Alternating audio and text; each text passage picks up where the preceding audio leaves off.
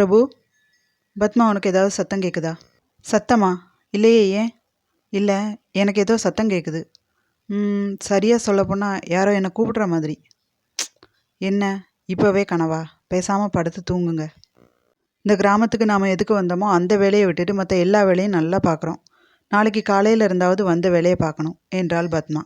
அலைச்சலின் காரணமாக அவள் சீக்கிரம் உறங்கிவிட கோகுல் தான் உறக்கமின்றி தவித்தான். அந்த குரல் யாரோடுது? ஏன் எனக்கு அந்த குரல் ரொம்ப பழக்கமானது மாதிரி தோணுது? அந்த குரலுக்கு சொந்தக்காரி யாரு? உண்மையில் அவளுக்கும் எனக்கும் ஏதாவது சம்பந்தம் இருக்குமா என்ன என்று பலவாறாக யோசித்து கொண்டிருந்தான் கோகுல். பிரபு, வாருங்கள் பிரபு, என்னிடம் வாருங்கள் என்று மீண்டும் அந்த குரல் கேட்க, அந்த குரல் எங்கிருந்து வருகிறது என்பதை கண்டறிய வேண்டுமென்று கட்டிலில் இருந்து எழுந்தான் கோகுல். கோகுல், என்னை விட்டு போகாத. என்னால் உன்னை பிரிஞ்சு வாழ முடியாது. நீ ஏன் கோகுல் என்கிட்ட போய் சொன்ன? நீ மட்டும் என்கிட்ட போய் சொல்லாமல் இருந்திருந்தா இந்நேரம் நம்ம வாழ்க்கை எப்படி இருந்திருக்கும் தெரியுமா? நீ போய் சொன்னதை என்னால் ஏற்றுக்கவும் முடியல, உன்னை விட்டுட்டு போகவும் முடியல. நீ எனக்கு வேணும் கோகுல், என்னை விட்டுட்டு போகாத ப்ளீஸ் என்று கோகுலின் கரத்தை பிடித்து கொண்டு தூக்கத்தில் உளறினாள் பத்மா. அவளை பார்த்து மெல்ல முறுவலித்தவன், நீ என்னோட உயிர் பத்மா, உன்னை யாருக்கும் விட்டு கொடுக்கக்கூடாது. நீ எனக்கு மட்டும்தான் சொந்தமாகணும் அப்படிங்கிற ஆசையில் தான் நான் உங்ககிட்ட போய் சொன்னேன். ஆனால் எனக்கு நல்லா தெரியும், எப்படி என்னால் உன்னை விட்டு தனியாக இருக்க முடியாதோ அதே மாதிரி உன்னாலையும் என்னை விட்டு இருக்க முடியாது. நமக்குள்ளே இருக்கிற காதல் தான் இதுக்கு சாட்சி. நான் எப்போவும் உன்னோட கோகுல் தான். உன்னோட கோகுல் எப்போவும் உன்னை விட்டு போக மாட்டான் என்று உறங்கி கொண்டிருந்த அவளுடைய கன்னத்தில் மென்மையாக முத்தமிட்டான் கோகுல். இவற்றையெல்லாம் கொலைவெறி பார்வையுடன் பார்த்திருந்தது அந்த தண்ணீர் உருவம். அதற்கு பத்மாவின் மேலிருந்த வன்மம் அந்த நொடி பன்மடங்காக அதிகரிக்க, அவளை கொன்றுவிடும் நோக்கத்தில் அவளும் கோகுலும் இருக்கும் இடத்திற்கு தண்ணீராய் மாறி வேகமாக சென்றது. தன்னை நோக்கி தண்ணீர் வருவது கூட தெரியாமல் தான் எதற்காக எழுந்து அமர்ந்திருக்கிறோம் என்பதையும் மறந்து உறங்கும் பத்மாவையே வைத்த கண் எடுக்காமல் பார்த்து இல்லை இல்லை ரசித்து கொண்டிருந்தான் கோகுல். அங்கேயே நில் என்னும் சத்தம் கேட்டு அடுத்த நொடி பத்மாவை நோக்கி வந்து கொண்டிருந்த அந்த தண்ணீர் நின்றது. தன்னுடைய திசையை மாற்றிக்கொண்டு நேராக கோகுல் மற்றும் நங்கை இருவருடைய ஓவியம் வைக்கப்பட்டிருந்த அந்த அறைக்குள் வந்து மனித உருவுக்கும் மாறியது. அங்கே உக்கிர பார்வையுடன் நின்றிருந்தாள் நங்கை. அழகோவியமாய் இருக்கும் அவள் கோபத்தில் இருந்ததால் என்னவோ அவள் உடலெங்கும் அக்னியில் இருப்பது போன்று சிவந்தது. அவளுடைய அந்த கோப பார்வையை தாங்கிக் கொள்ள முடியாது தலை குனிந்தது அந்த தண்ணீர் உருவம். உன் மனதில் என்ன நினைத்து கொண்டிருக்கிறாய்? அவளை கொன்றுவிட்டால் எல்லாம் சரியாகி விடுமா என்ன? அவளுக்கும் எனக்கும் நடுவேதான் பிரச்சனை. இதில் நீ ஏன் குறுக்கே வருகிறாய்? இத்தனை நாட்களாக இந்த கிராமத்தின் மக்களை கொன்று வந்தாய். நான் அதை பற்றி உன்னிடம் ஒரு வார்த்தை கூட கேட்கவில்லை. ஏனென்றால் இந்த கிராமத்து மக்களால் வஞ்சிக்கப்பட்டவன் நீ. அந்த கோபதாபம் உன்னுள் இருக்கும் என்பதை நான் அறிவேன். அதனால்தான் நீ செய்த எந்த செயலையும் நான் தடுக்கவில்லை. ஆனால் இப்போது நீ செய்ய துணிந்த இந்த செயல் மிகவும் தவறானது. அவளுக்கு உன்னாலோ இல்லை என்னாலோ எந்த தீங்கும் வரக்கூடாது. அப்படி வந்தால் அது நம் இருவரையும் கடுமையாக தாக்கும். அவள் சாதாரண மனித பிறவையாக இருந்தாலும் அவளுக்கு தெய்வ அருள் உண்டு.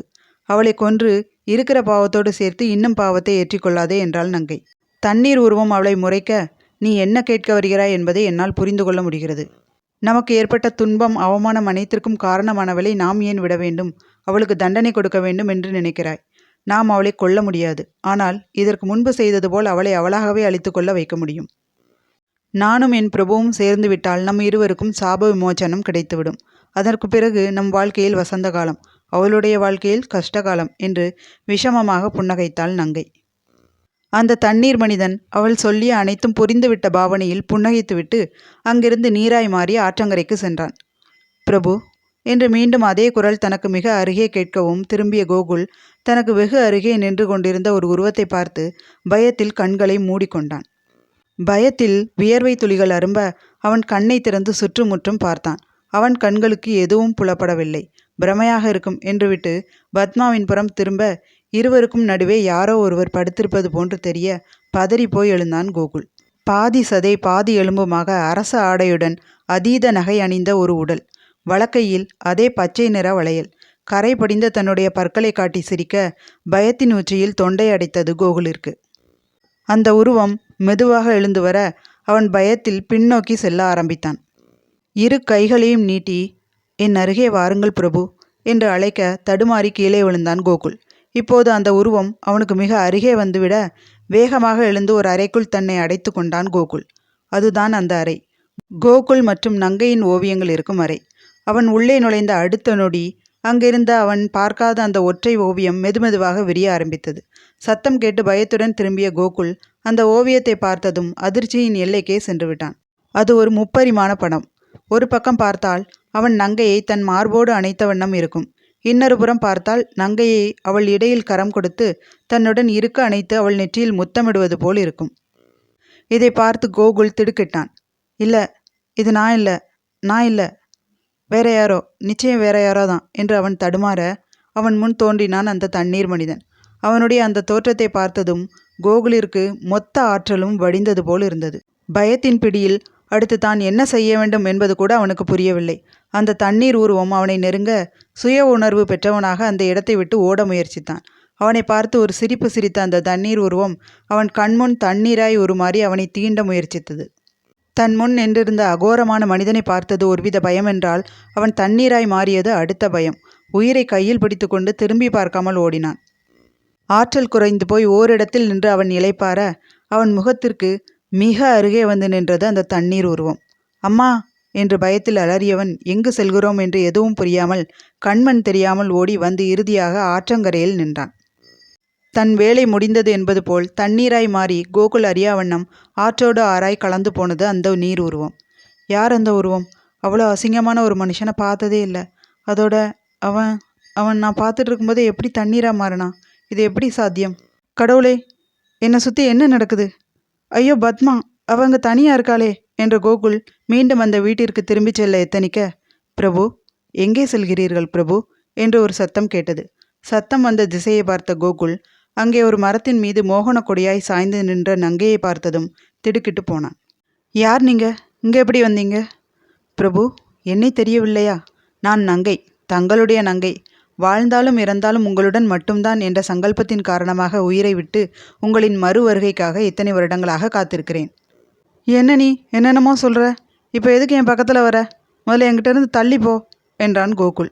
அவனை பார்த்து மென்மையாக சிரித்த நங்கை தன்னுடைய வலக்கரத்தால் அவனுடைய இடக்கரத்தை தீண்ட கோகுலின் தலை வெடிப்பது போன்ற ஒரு உணர்வு ஏற்பட்டது. அவனுடைய தலையில் யாரோ பாறையை தூக்கி போடுவது போல் உணர்ந்தான். நங்கை அவன் படும் கஷ்டங்களை ஆசையாய் ஒரு சின்ன சிரிப்புடன் பார்த்து கொண்டிருந்தாள். கோகுலின் மூளையில் ஒரு சிறிய மின்னல் தோன்றி மறைந்தது போல் கண்களை அகல திறந்து தன் முன் நின்றிருந்த நங்கையை பார்த்தான். பிரபு என்று நங்கை சிரிக்க, நங்கை, நீ வந்துட்டல்ல, உனக்கு ஒன்றும் ஆகலையே, நீ நல்லா தானே இருக்க என்று அவளை பரிசோதிக்க அவள் மேனியில் தன்னுடைய கரங்களை படரவிட்டான். தாங்கள் என் அருகில் இருக்கும்போது எனக்கு என்ன ஆகிவிடும் பிரபு? எனக்கு ஒன்றுமில்லை. நங்கை என்று அவளை அணைத்தவன் கொஞ்சம் கொஞ்சமாக அவளை தன்னுள் புதைத்து கொண்டான். நங்கை நிலவை பார்க்க நிலவு பிரகாசமாய் இருவரின் மீதும் தன்னுடைய ஒளியை வீசச் செய்தது. வேர்த்து விறுவிறுக்க பதறி போய் எழுந்தான் கோகுல். அருகே சீரான மூச்சுக்களுடன் நிம்மதியாக பத்மா உறங்கி கொண்டிருக்க அந்த நிம்மதி இவனை விட்டு வெகு தூரம் போயிருந்தது. அந்த கனவில் வந்த அந்த பெண், அவளுடைய அழகான வசீகரிக்கும் முகம் என அனைத்தும் அவனுக்கு நன்றாக நினைவில் இருந்தது. முதல் முறை இல்லை, இது 2வது முறை இதை போன்றதொரு கனவு அவனுக்கு வருவது. நேரில் பார்க்கும் பொழுது நடக்கும் அனைத்தும் தானாக நினைவில் இருந்து அழிந்து விடுகையில் கனவில் வரும் அனைத்தும் நன்றாக நினைவில் இருந்தது அவனுக்கு. இதற்கு முன்பு தன்னால் ஏதோ ஒரு மிகப்பெரிய தவறு நிகழ்ந்திருக்கிறது. அது இப்போதும் தொடரப்போகிறது என்று அவனுக்கு தோன்றியது. அவன் பயமெல்லாம் அவனுக்கு ஏதும் ஆகிவிடுமோ என்பதை தாண்டி தன்னால் தன்னுடைய பத்மாவிற்கு ஏதும் ஆகிவிடுமோ என்பதிலேயே நிலைத்திருந்தது. அமைதியாய் தூங்கும் அவள் முகத்தையே பார்த்து கொண்டிருந்தவன் அவள் கைகளை எடுத்து விரல்களை பிரித்து அதில் மென்மையாக தன் இதழை ஒற்றி எடுத்தான். அதை தன் நெஞ்சோடு சேர்த்து அணைத்து கொண்டவன் அவளை நெருங்கி படுத்து அவள் தலையை வருடிவிட ஆரம்பித்தான். தூக்கத்தில் இருந்தாலும் இதை ரசித்தாள் பத்மா. உதட்டில் புன்னகை அரும்ப தூங்கும் அவள் கன்னம் கிள்ளினான் கோகுல். அவள் முகம் சுருங்குவதை பார்த்ததும் வேக வேகமாக கண்களை மூடிக்கொண்டான். அரை தூக்கத்தில் கண்களை திறந்த பத்மா தன்னுடைய கையை அவன் தன் மார்போடு அணைத்திருப்பதை பார்த்து சிரிப்புடன் மீண்டும் கண்களை மூடி தன் தூக்கத்தை தொடர்ந்தாள். இந்த உலகத்தில் யாருக்கும் இந்த நிலைமை வரக்கூடாது கடவுளே. கட்டின பொண்டாட்டியை உரிமையாக சைட் அடிக்க கூட முடியல. இந்த கொடுமையெல்லாம் இன்னும் எத்தனை நாளைக்கோ என்று போலியாக சலித்தவன் அவளை முத்தமிட போக வெளியே பயங்கரமான இடிச்சத்தம் ஒன்று கேட்க பதறி எழுந்தான். இவ்வளவு சத்தத்திலும் பத்மா ஆழ்ந்த உறக்கத்தில் இருந்தது அவனுக்கு ஆச்சரியமாக இருந்தது. மெதுவாக எழுந்தவன் சத்தம் வந்த திசையை நோக்கி நடந்து வந்து அங்கிருந்த ஜன்னலின் திரைச்சீலையை விலக்கி பார்த்தான். அங்கே இருந்த ஒற்றை பனைமரம் ஒன்று தீப்பற்றி எரிந்து கொண்டிருந்தது. இடி விழுந்திருக்கும் போல என்று நினைத்து அவன் திரும்ப முயற்சிக்கும் நேரத்தில் அந்த மரத்தின் அடியில் தான் கனவில் சந்தித்த அந்த பெண்ணை பார்த்தான். மரம் தீயில் கருகி கொண்டிருக்க அதை பற்றி எந்த கவலையும் இல்லை என்பதைப் போல் அவள் நின்றிருக்க எரிந்த ஒரு மரக்கிளை அவள் மீது விழத் தயாராக இருந்தது. அந்த பெண்ணை பார்த்தது ஒரு அதிர்ச்சி என்றால், அந்த மரக்கிளை அவள் மேல் விழுந்துவிடக்கூடாது என்ற பயம் வேறு ஒரு பக்கம் அவனுக்குள் எழ வேகமாக அவளை நோக்கி ஓடினான். எல்லாம் கையை மீறி போகுது தாத்தா, என்னால் ஒன்றும் பண்ண முடியல என்று இயலாமையில் தவித்தாள் தேவி. ஏதாவது பண்ணு தேவி பாப்பா, அந்த நங்கை மறுபடியும் அம்மாவையும் ஐயாவையும் பிரிச்சிருவாளோன்னு பயமாக இருக்கு என்றார் தாத்தா. எல்லாம் உங்களோட அந்த ஐயாவை சொல்லணும். கட்டின பொண்டாட்டிக்கு துரோகம் பண்ண அவருக்கு எப்படி மனசு வருது? ஒரு மனுஷன் ஒரு தப்பை ஒரு தடவை பண்ணி அதிலேருந்து பாடம் கற்றுக்கிட்டா அடுத்த தடவை அந்த தப்பை பண்ணாமல் இருக்கணும். ஆனால் அவங்க ஐயா எத்தனை தடவை பட்டாலும் புத்தி வராமல் மறுபடியும் அந்த பழைய தப்பையே பண்ணிகிட்ருக்காரு. அவரெல்லாம் என்ன தான் ஜென்மமோ. என்னோட அம்மாவை விட்டுட்டு அந்த நங்கை பின்னாடி போகிறதுக்கு அவருக்கு எப்படி மனசு வந்தது என்று கோபத்தில் கொந்தளித்தாள் தேவி. பாப்பா, நீ தேவையில்லாமல் கோவப்படுற. என்ன கேட்டால் அந்த விஷயத்தில் நான் ஐயாவை தப்பு சொல்ல மாட்டேன். 1000 இருந்தாலும் ஐயாவோட மனசில் முதல்ல இடம் பிடிச்சது நங்கை தான். அவரை முதல்ல கல்யாணம் பண்ணிக்கிட்டதும் அந்த நங்கை தான். நாங்கள் தான் ஐயாவை அவர் கல்யாணம் பண்ணிக்கிட்ட நங்கைக்கிட்ட இருந்து பிரித்து அம்மாவுக்கு கல்யாணம் பண்ணி வச்சோம். இதில் ஐயாவோட தப்பு என்ன இருக்குன்னு சொல்லு. தாத்தாவின் கேள்விக்கு தேவியிடம் பதில் இல்லை. இப்போ அவருக்கு பழசு ஞாபகம் வராமல் எப்படி தடுக்கிறதுன்னு மட்டும் யோசி என்றார் தாத்தா. அது முடியாது தாத்தா. நமக்கு இருக்கிற ஒரே வழி உங்கள் ஐயாவுக்கு முன்னாடி அம்மாவுக்கு எல்லா ஞாபகமும் வர வைக்கணும். நங்கையை சமாளித்து அவகிட்ட இருந்து உங்கள் ஐயாவை காப்பாற்ற என்னோட பழைய அம்மாவால் தான் முடியும் என்றாள் தேவி. இப்போ அம்மாவுக்கு எப்படியாவது ஞாபகப்படுத்து தேவிமா, ஏதாவது பண்ணு. என்னால் எதுவும் பண்ண முடியல தாத்தா. என்னால் அந்த வீட்டுக்குள்ளே போக முடியல. அதோட அவங்கள மாதிரி கனவுக்குள்ளே போய் நடந்ததை கனவாக காட்டுற சக்தியும் எனக்கு இல்லை. அம்மா அந்த வீட்டை விட்டு வெளியே வந்தால் தான் என்னால் எதுவும் பண்ண முடியும். அட கடவுளே, என்ன தேவி பாப்பா இப்படி சொல்லிட்ட? அது இருக்கட்டும், நடந்த எதையும் அவங்க ஐயாவுக்கு ஞாபகப்படுத்தக்கூடாது, அப்படி பண்ணால் பெரிய பிரச்சனை ஆகிடும்னு சொன்னியே. ஆனால் அந்த நங்கை எப்படி ஐயாவோட கனவுல போய் ஞாபகப்படுத்த முயற்சி பண்ணுறா? அதனால் அவளுக்கு எந்த பிரச்சனையும் வராதா என்ன என்றார் தாத்தா. அவள் வார்த்தைகளால் நடந்ததை சொல்லி ஞாபகப்படுத்தக்கூடாதுன்னு தான் கட்டுப்பாடு. மற்றபடி என்ன வேண்டுமானாலும் பண்ணலாம். அதை விட முக்கியமான விஷயம், அவளை பார்த்தாலே போதும் உங்கள் ஐயாவுக்கு தேவையில்லாத எல்லாம் ஞாபகத்துக்கு வர ஆரம்பிச்சிடும். அவளை பார்த்தாலே போதும் உங்கள் ஐயாவுக்கு புத்தி மழுங்கி போயிடும். இன்னும் அவருக்குள்ள அந்த நங்கையோட நினப்பு, அவளோட வாழணும் அப்படிங்கிற அவரோட நிறைவேறாத ஆசை இருக்க தான் செய்யுது. அதுதான் அவளை பார்க்கும்போதெல்லாம் அவருக்குள்ளே புதஞ்சி இருக்கிற நினைவுகளை வெளியே கொண்டு வருது. அது அந்த நங்கைக்கு நல்லா தெரியும். அதை சோதிக்கத்தான் அன்னைக்கு உங்கள் ஐயா முன்னாடி வந்து நின்று இருக்கா. அவன் நினச்ச மாதிரியே உங்கள் ஐயாவும் அந்த கொஞ்ச நேரம் அவளோட கோகுலாக மாறியிருக்காரு. சரியாக திட்டம் போட்டு நமக்கு தெரியாத சிறப்பு பௌர்ணமியோட 5வது நாளில் அவளை மாதிரி இருக்கிறவங்களுக்கு அதீத சக்தி கிடைக்கிற இந்த நாளில் நம்ம அந்த வீட்டு பக்கம் வர முடியாதபடி பண்ணிட்டு அந்த வீட்டுக்கு அம்மாவையும் அவங்க புருஷனையும் கூட்டிகிட்டு போயிருக்கா. அவன் நினச்ச ஒவ்வொன்றையும் சரியாக செய்ய ஆரம்பிச்சிட்டா. அதனால் இனி உங்கள் ஐயாவுக்கு பழைய ஞாபகங்கள் வரதை யாராலையும் தடுக்க முடியாது என்றாள் தேவி.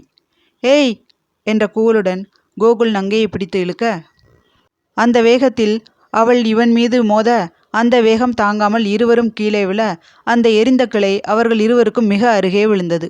கோகுலின் கைகள் அவளை பாதுகாக்கும் எண்ணத்துடன் அவளை சுற்றி வெளியிட அதனுள் சுகமாய் அடங்கி போனாள் நங்கை. அவனுடைய இதயத்தின் துடிப்பு அவளுக்கு தெளிவாக கேட்க, அதை அனுபவிக்க நினைத்தவளுக்கு அவன் இப்போது அவளவனாக இல்லை, பத்மாவின் கணவனாக இருக்கிறான் என்ற நினைவு யமனாக வந்து நின்றது. அவன் மீதிருந்து எழுந்தவள் அவனை விலகிச் செல்வது போல் செல்ல முயற்சிக்க அவன் கரம் பற்றி நிறுத்தினான் கோகுல். இதே இடம், இதே நிலை, இதே பெண்ணுடன் ஏதேதோ நினைவுகள் கண்முன் வந்து போக அவள் கையை பட்டென்று விட்டான் கோகுல். ஏற்கனவே தன் கனவில் வந்த பெண்ணுக்கும் தனக்கும் ஏதேனும் சம்பந்தம் இருக்குமோ, பத்மாவிற்கு தான் துரோகம் செய்ய வேண்டிய நிலை வந்துவிடுமோ என்ற பயத்தில் இருந்தவன் இப்பொழுது ஏதேதோ ஞாபகம் வர பயத்தில் அங்கிருந்து செல்ல எத்தனித்தான். பிரபு, என்னை விட்டு சென்று விடாதீர்கள் பிரபு, எனக்கு மிகவும் பயமாக இருக்கிறது, என் அருகே இருங்கள் பிரபு என்று நங்கை கேட்க, இதுவும் இதற்கு முன்னால் எங்கோ கேட்டது போல் இருக்க பயந்துதான் போனான் கோகுல். தன் காதுகளில் விழாவண்ணம் இரு காதுகளிலும் கையை வைத்து அடைத்து கொண்டவன் வேக வேகமாக தானும் பத்மாவும் இருந்த அந்த வீட்டை நோக்கி நடக்க ஆரம்பித்தான். சென்றவன் கவனம் முழுவதும் தரையிலேயே இருந்தது. எங்கே மீண்டும் அந்த பெண்ணை பார்க்க நேரிடுமோ என்ற பயம்தான் அவனை பூமியை பார்த்து நடக்க வைத்தது. காலை வரை பொறுமையாக இருந்துவிட்டு காலை எழுந்ததும் பத்மாவிடம் அனைத்தையும் சொல்லி அவளையும் அழைத்து கொண்டு இந்த ஊரை காலி செய்து நிச்சயம் சென்று விட வேண்டும்.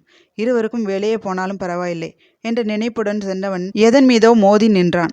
நிமிர்ந்து பார்த்த கோகுல் பயத்தில் அலறியே விட்டான். அவனுடைய கண்முன் அதே நீர் உருவம், ஆனால் நீரின் தோற்றத்தில் இல்லாமல் மனித மிருகத்தின் தோற்றத்தில் இருந்தது.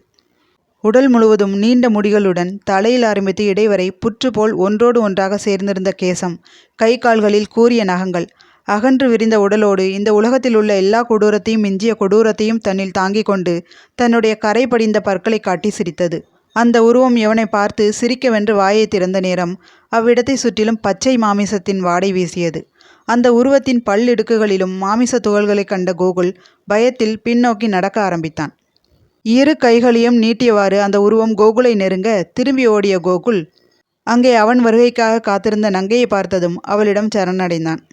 பயத்தின் பிடியில் உடல் நடுங்க தன்னை அணைத்து கொண்டிருக்கும் கோகுலை நினைத்து நங்கை சிரிக்க, இருவரையும் ஒன்றாக பார்த்த அந்த நீர் உருவத்திற்கோ பரமானந்தமாக இருந்தது போலும்.